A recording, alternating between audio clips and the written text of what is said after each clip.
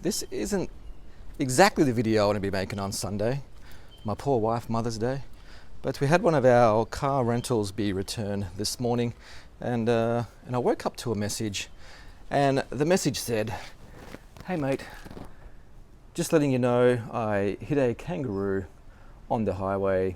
I'll be there soon."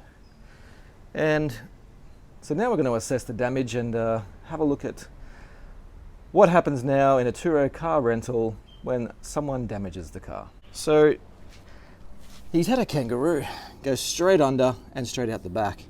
So it looks like bumper's been ripped off, which is in the back of the car, which we'll have a look. Bit of damage here to the frame, radiator support frame maybe. Doesn't seem to be any other mechanical damage underneath, which is good. The wheel arches are gone, plastic wheel arches are gone. The bonnet doesn't close. That's a worry. Now whether the whole bumper support has been pushed down, I don't know.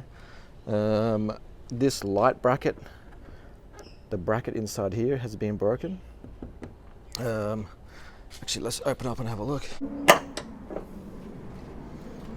So it looks like light's cracked off the side there. But I do wonder if this whole support has been pushed up maybe from hitting the kangaroo, and that's why the bonnet's not lining up, because the bonnet seems to be okay, but maybe these supports are just pushed back a little. You can sort of see on the side here the gap at the bottom compared to the top. So it looks like that whole section's been pushed forward. But I can't be too sure, but definitely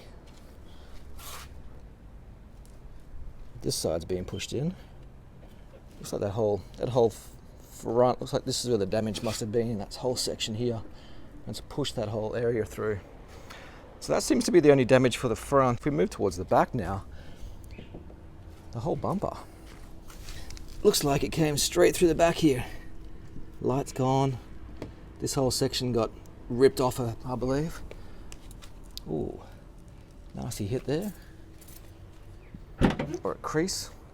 Well, that crease would make sense, because if it has slidden through this whole section and pushed this, you can see the pieces are broken here. There's the front of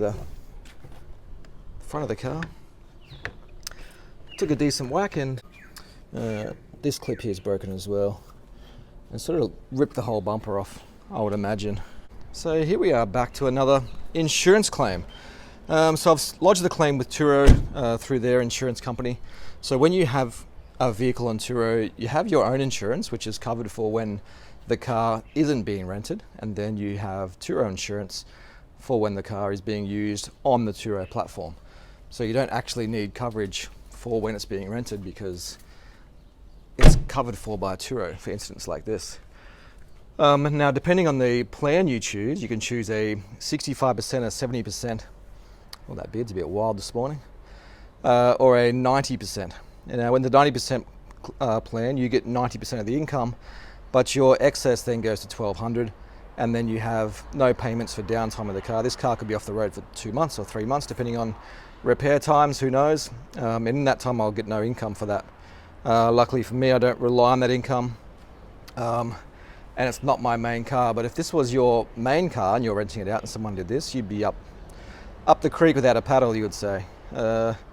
So depending on your circumstances, you should really look at considering what's the best angle for your Turo booking, because you may want to get a 65% of the income, because then Turo will cover the days that the car is off the road, and either give you a hire car potentially, or cover the cost of this car being off the road and pay you that day rate. So if you are looking at renting on Turo, it's definitely worthwhile making sure you pick the right one for your situation. So what happens here? I don't know. I guess the insurance company would find a local repairer. It'll go to the repairer. We have a workshop too, obviously, so we'll get up on the hoist tomorrow and have a look. Make sure there's no mechanical damage or any major damage that may be missed. And then we will assess and go from there. But I imagine it's going to be off the road for a little while. Repair times locally at the moment are about 2 to 3 months. So without any major damage, you'd think it'd be rear bumper, front bumper, and then colour, and they just have to colour those in the right colour for the car. But the headlight's going to need to replace as well. The inner guard lining, so it could be a potentially a few $1,000 bill to get this fixed. And then what the insurance company does from then, who knows on what decision they make. So we'll see what happens. I'll keep you updated on the process because people are always asking questions about the Turo insurance process, and well, we're about to find out.